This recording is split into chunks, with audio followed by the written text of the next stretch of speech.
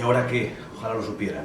Ojalá supiéramos qué va a ocurrir a partir de ahora. Yo os puedo contar, en primer lugar, qué va a hacer el Partido Nacionalista Vasco. Yo creo que eso es lo que os puedo decir de primera mano, ¿no? Y el Partido Nacionalista Vasco va a seguir haciendo lo que lleva haciendo más de 100 años. Desde su propia perspectiva, acertada o equivocada. Nosotros creemos que muchas más veces acertada que equivocada, ¿no? 100 años luchando y trabajando por la libertad y por el bienestar del pueblo vasco. Y creemos que el tiempo nos ha dado la razón. Decía Iñaki Aldecoa hace un momento que este es un debate de hace 10 años. No, este no es un debate de 10 años. Este es un debate que tiene mucho más de 10 años. El Partido Nacionalista Vasco ya hace más de 30 años que abordó este debate y que tomó sus decisiones. Hace más de 30 años que vio claro que la única manera de avanzar en el camino hacia la libertad y hacia el bienestar del pueblo vasco era la lucha partidaria, no la lucha armada.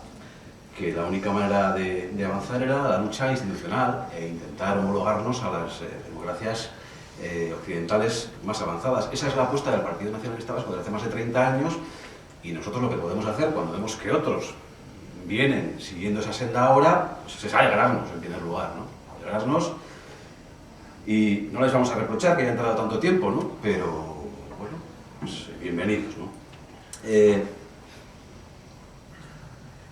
Claro, aquí sí que es cierto, como decía Iñaki, que hay varios planos.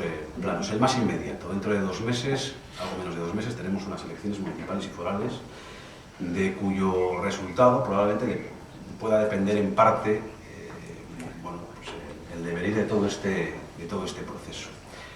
La perspectiva que tenemos desde el Partido Nacionalista Vasco es que el pacto que existe pues, aquí al lado, ¿no? en la Julianea, el pacto que llevó a Patxi López a la Lehendakaritza, probablemente se va a reproducir, si los números dan, en todos aquellos lugares en los que sea posible.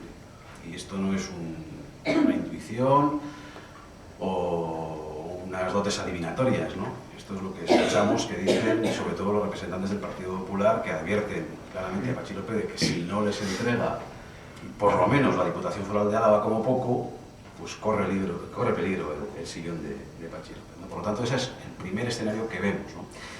Y no sé qué cálculos electorales estará haciendo, que los estará haciendo el Partido Socialista para permitir o no permitir que la izquierda abertzale se presente a estas elecciones y de qué manera lo puede hacer. Recuerda que hace 4 años hizo unos cálculos perfectos decidiendo en qué municipios, en qué circunscripciones a juntas generales se podía presentar Acción Nacionalista Vasca para, yo creo que es absolutamente claro, para causar el mayor daño posible al partido hegemónico, creo que ha dicho Iñaki Aldecoa, que es el Partido Nacionalista Vasco, y de esa manera impedir que tuviéramos mayorías suficientes para gobernar. Yo no sé si están en la misma clave o en una clave parecida, pero evidentemente ese es un factor que hay que tener en cuenta y que va a tener su papel en el futuro próximo.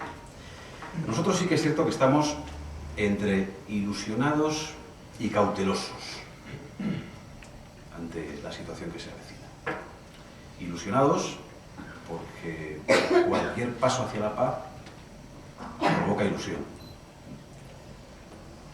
Porque sí que creemos que hay una apuesta muy seria por parte de la izquierda abertzale. Nosotros la vemos tanto dentro de las instituciones como fuera de ellas.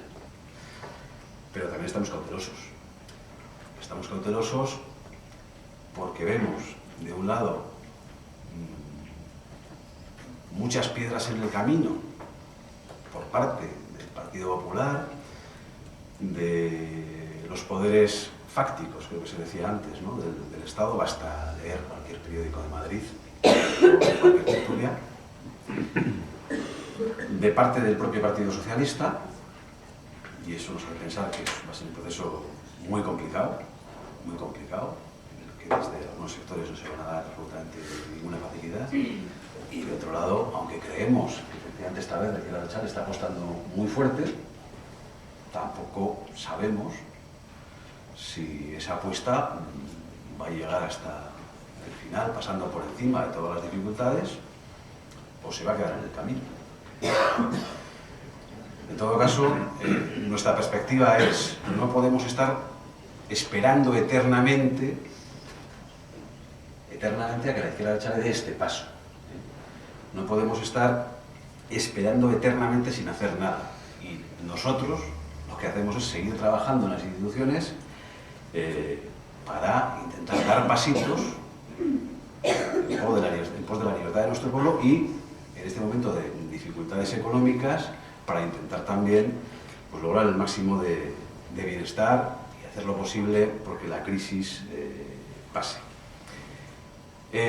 Una referencia sí que quiero hacer a la legalización o no legalización, inscripción en el registro de partidos de Sortu o la posibilidad de que la izquierda abertzale esté presente en las elecciones. Nosotros, evidentemente, fuimos contrarios a la ley de partidos, hemos sido favorables, y así lo hemos hecho saber cada vez que ha habido ocasión, a la inscripción como partido político con plena normalidad de Sortu. Hemos presentado una iniciativa en el Parlamento Vasco en este sentido, la iniciativa que el Partido Socialista no se ha atrevido ante la presión del Partido Popular a llevar adelante, y creemos que hoy, día 28 de marzo, Sortu tenía que ser un partido completa y absolutamente legal, que jugase en el mismo terreno de juego que jugamos el resto de partidos políticos. Nosotros no hacemos un cálculo electoral. Creemos que por encima de los cálculos electorales está el derecho de todos y todas los ciudadanos vascos y vascas a tener su representación política, a elegir a sus representantes de manera perfectamente democrática. Mientras esa asignatura no esté pasada, pues el Estado español tendrá un régimen democrático. Esperamos que dure poco. Y con esto cierro la intervención.